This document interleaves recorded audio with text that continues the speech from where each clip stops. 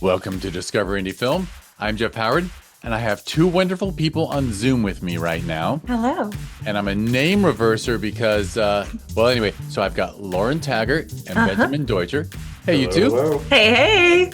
We're back. And in the last podcast, I introduced Ben first, but I am told because I am the younger sibling of two, I believe that you in fairness at all times. Oh, okay. I appreciate that. Because when you're a younger sibling, you're like, fair, it should be fair. So anyway, so I introduced Lauren first.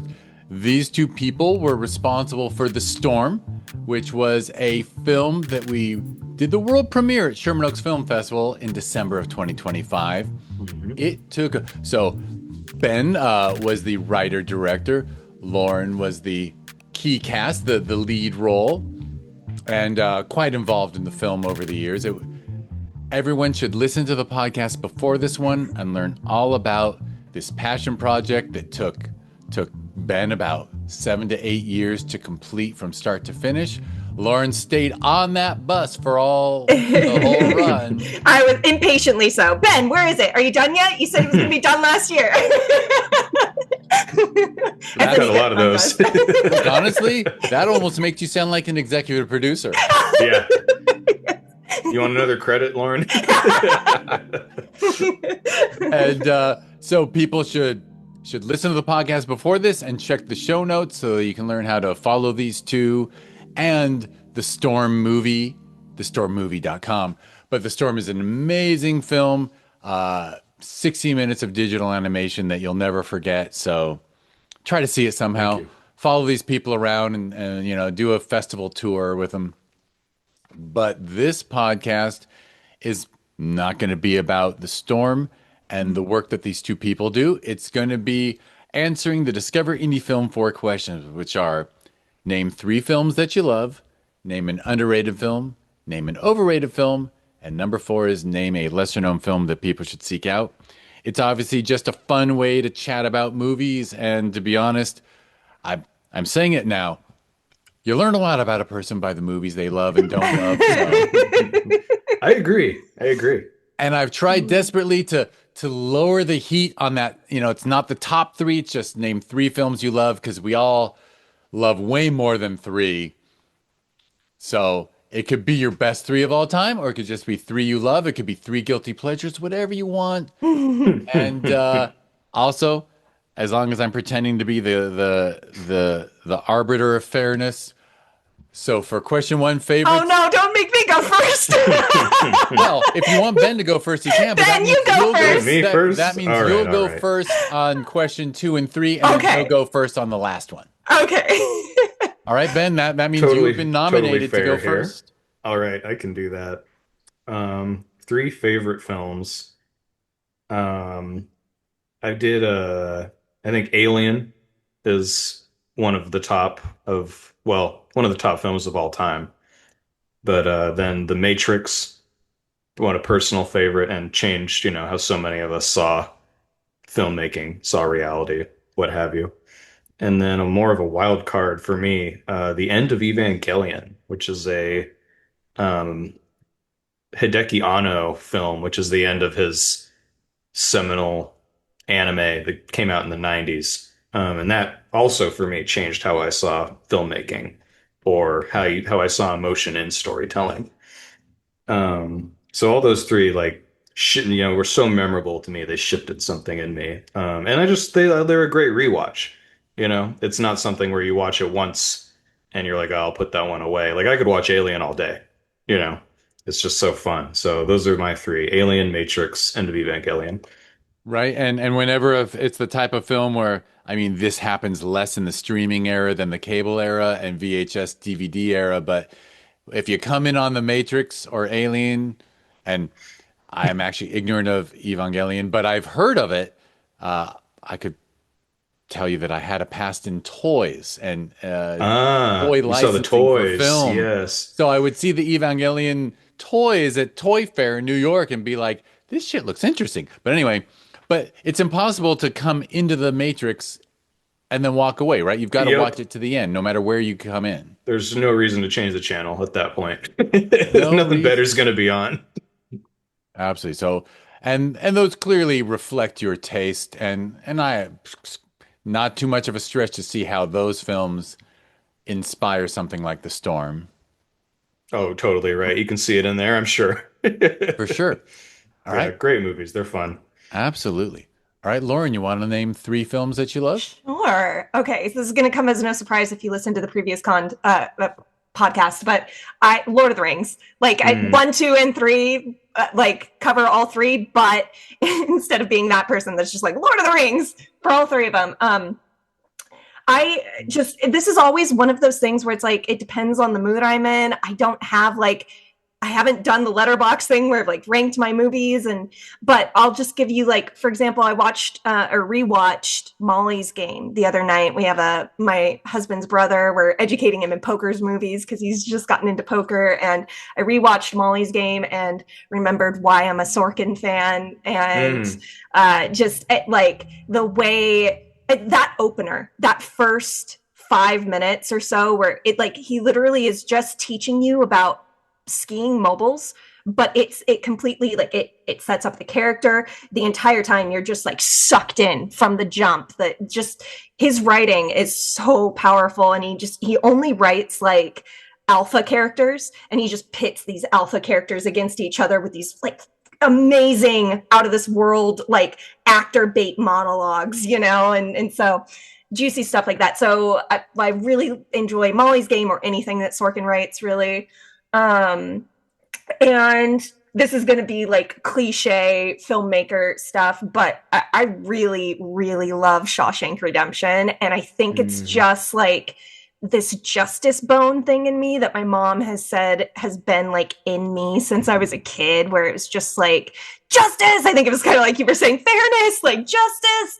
And the story from beginning to end, the actors are obviously amazing, but just like you finally feel like he's gotten out of this unjust situation. Spoiler alert by the end of it, but it just like all of it, and it's all about that ending, right? Like that ending, it seals the movie. If it had ended any other way, if he had died or something, it would not be in my top, But because justice is like served, you're like, yeah. All right, and I have to ask a follow-up amusing, nerdy question, which is Lord of the Rings. Where do you fall on the special editions, the longer versions? You know what? So we watched Molly's Game, and then we also watched the first Lord of the Rings. It was the collector's edition special feature, like all the extra scenes. And it had been a while since I had actually seen that one, and there was a few times where I was like, "This is an extra," right? Like because I don't remember it as well. So look, like I'm not actually strongly opinionated either way. I thought as I watched it through was like, yeah, the extra stuff honors the books a lot, I think, and sometimes helps um, give insight to some things that I think were just like placed in front of the camera in the actual movie, right? The theatrically released movie, whereas you get a little bit of exposition about it in the director's cut or whatever. And I do feel that light foreshadowing becomes heavy-handed, like foreshadowing of is it Boromir who Mhm. ends up breaking the fellowship a little bit, but like I it so there are times where it's like maybe that we hit it a little over the head. We saw this coming a little bit too strongly. I don't know. I could go either way. I just love it all. All right, Peter fair Jackson enough. can do no wrong. Well, that's a Fair enough. I just maybe have he to can, but I have to ask because all right. So yeah, anyway, yeah. uh, Well, what's your opinion on that? well, no, my thing is we would introduce friends to Game of Thrones. Uh-huh. And so we had two friends come over like every Sunday to watch like 2 or 3 episodes. And then when we finished Game of Thrones, they're like, well, we like coming over. What do we watch next? I'm like, well, let's watch Lord of the Rings. I've never seen the special edition longer Uh-huh. versions. Oh, And so okay. we binged that together as a group. What was And your feeling on it? uh, yeah, I don't need the longer versions. Yeah, yeah. I don't think it's like necessary. Like as a book nerd, I like appreciate some of the stuff that they threw in there, but like I I think they got it right with the theatrical. I agree. Hmm. It was Yeah. like the edited down version, right? It was like properly edited, properly cut, you know. Yeah, agreed. Yeah. Um, but I didn't read the books because Yeah. all my nerd friends told me not to. I'm like, should I read the books? They're like, Oh, that's surprising. They're really good. they're really Yeah. good. I Okay, remember The loving them. interesting. classics. Like I read Classics. it when I was let's see, 13, 12, 13. I remember being highly engaged. Like Ooh, it wasn't too advanced or too boring for a 13-year-old, you know? interesting. So I don't know, I thought it was great. Isn't that about when you read them, Lauren? Yeah. Yeah, for Yeah. sure. No, they're Well, I was good. asking as a 50-year-old, should I read them? But anyway, Oh, Mel, maybe. I mean, maybe. Tolkien was the kind of nerd that developed his own language just to write these books, you know? So like as a professor at Oxford, he's not a dumb dude and his books are well written. So it, you know, there are other books that And are he worth had your some time real as life well, but experiences. He was, yeah, for yeah, sure. for sure. All right. Well, Lauren, you have to go first now with question number two, which is name a film you feel is underrated. Underrated. Okay, well, I'm going to reinterpret this question as like a guilty pleasure movie, I guess. Is I really love, and I know all the things that are wrong with it, but I really love A Knight's Tale. It's fun and silly and anachronistic in all the best ways, and with Queen in there and We Will Rock You, and just like I don't know. I just smile every time I watch it, and I understand like it's a divisive sort of, those types of movies are divisive.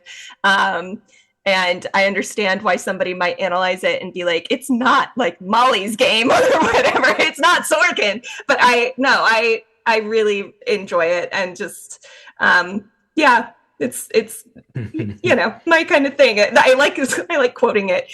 Um, Chaucer's character, the actor who plays him, what's his name?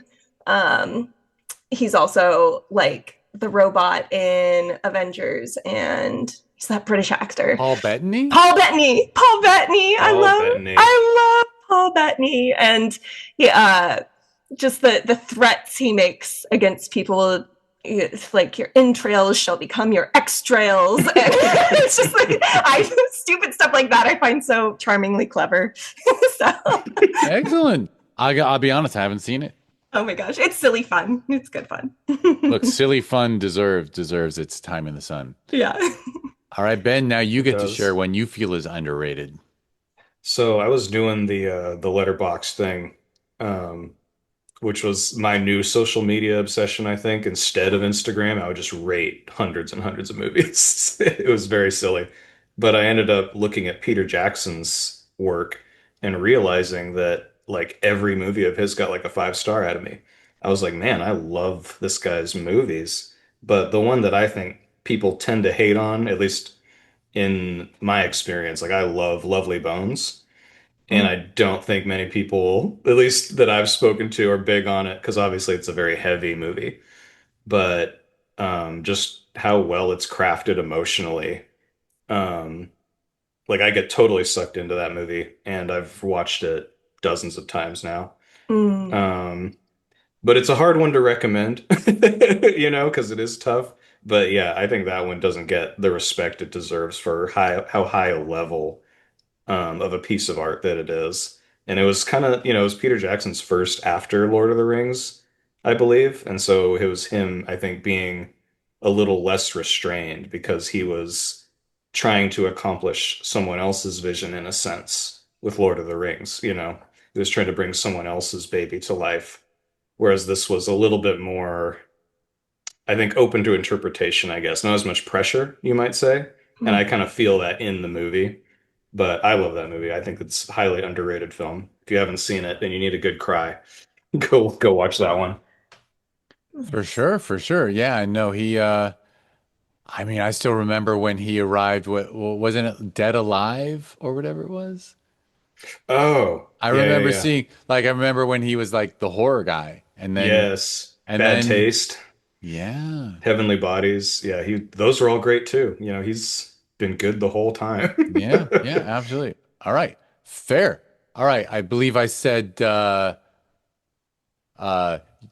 Right. So Lauren goes first again for question number three, which is a film you feel is overrated. Oh gosh, this is tough. I'm easy to please, first of all. I can watch a bad film and see the good in it. But I an example of one that just didn't sit well with me, that everyone loved, was Shape of Water.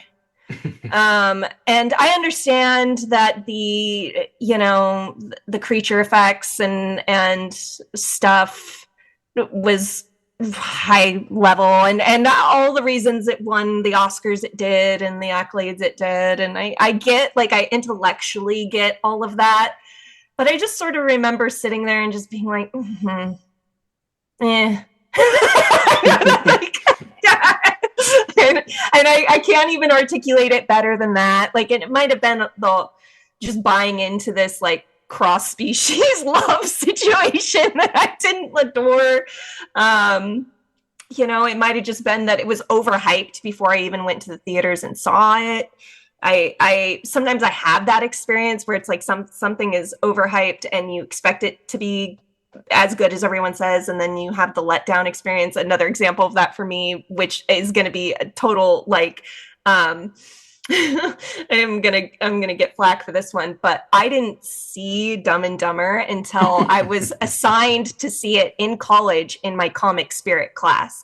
And what happened is, because I was watching it intellectually as a student studying the comic spirit in school, and I had grown up with all this media where I had seen clips of it online, and I had heard people reference it on SNL, and I had heard so much of the movie, and so many other movies reference that movie, that by the time I finally saw it for myself, it felt like overhyped. Like, because that it did, I understand what it did for the time and the way it shaped comedy at the time, and I get that. I just wasn't part of that experience, and so that's an example of one, because of my circumstances, it felt overhyped to me.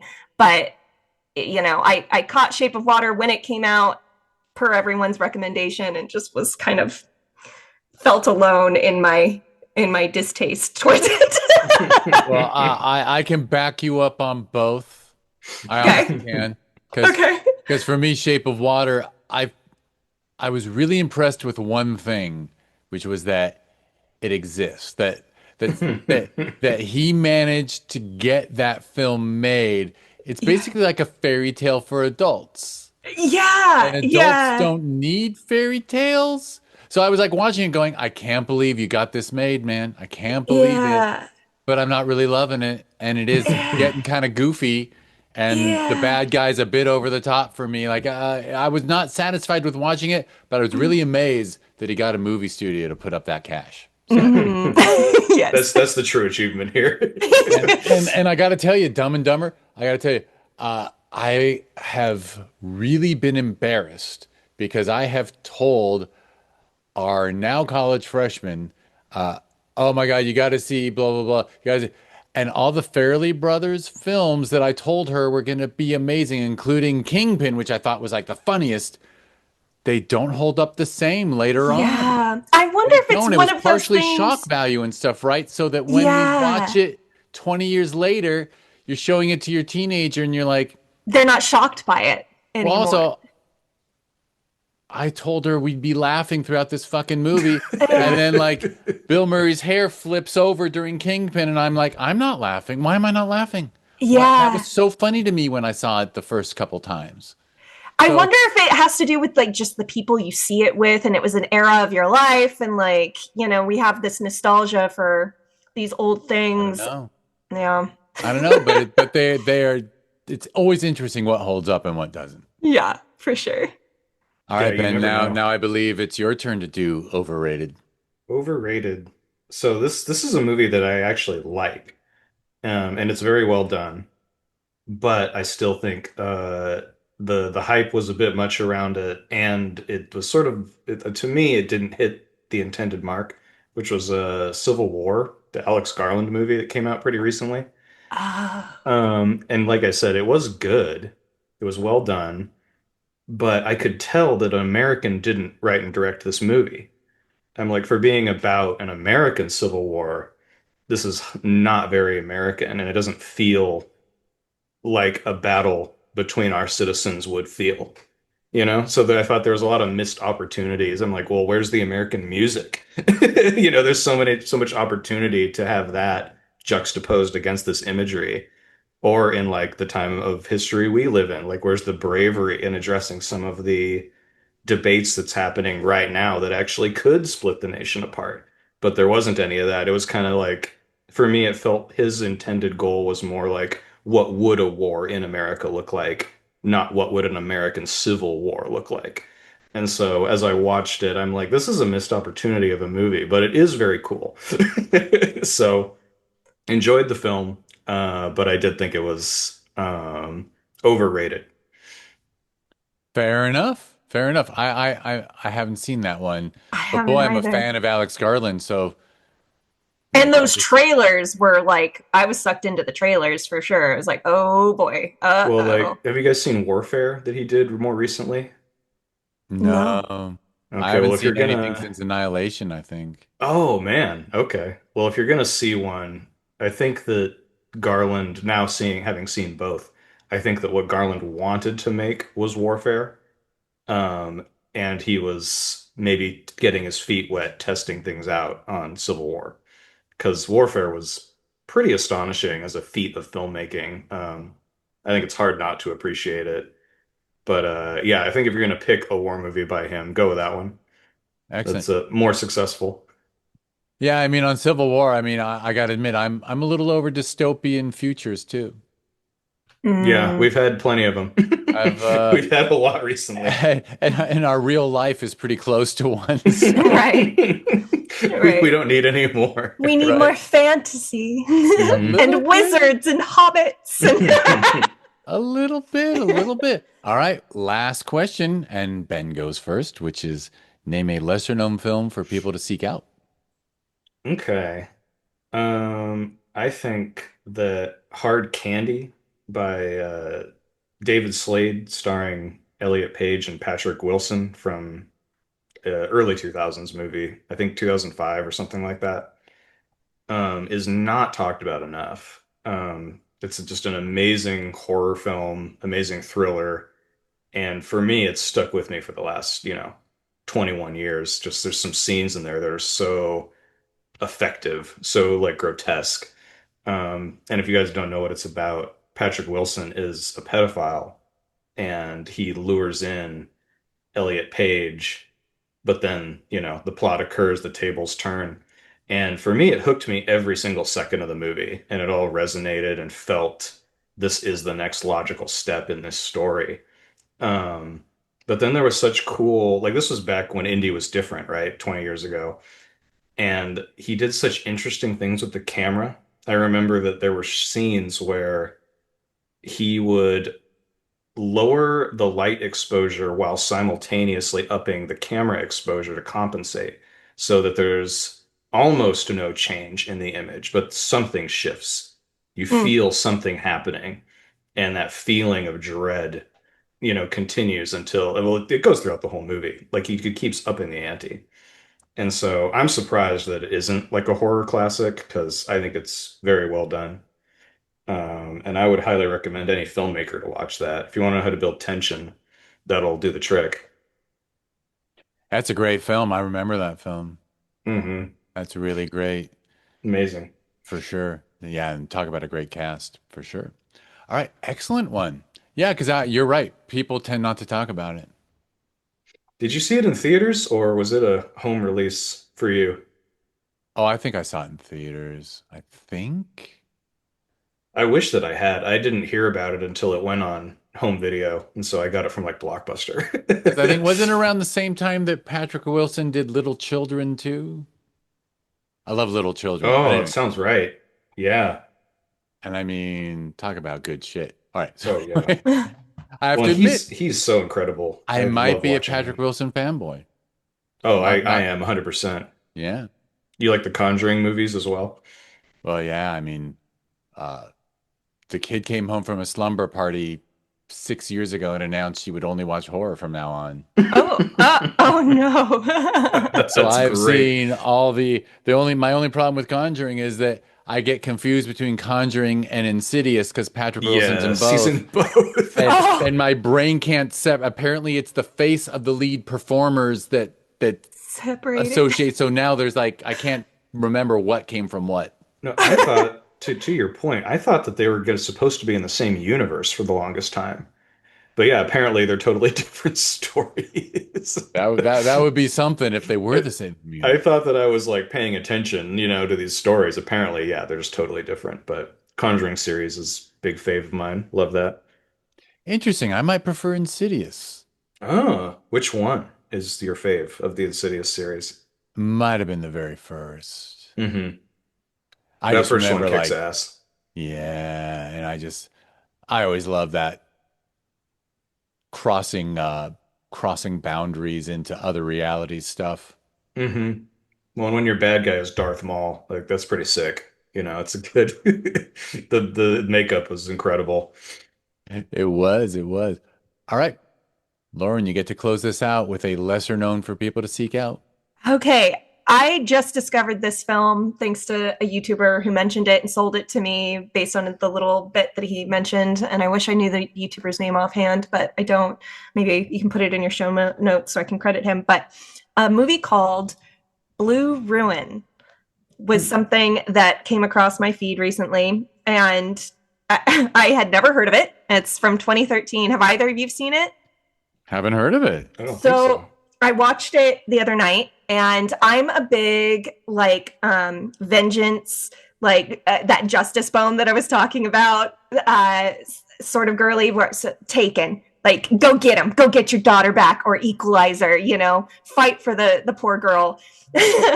But as this YouTuber also pointed out, those are fantasies, and the what if you put a normal person like me or like you in a situation where they were going to go seek vengeance and do a revenge film, like, or do the acts in a revenge film, protect his family, or, basically get revenge.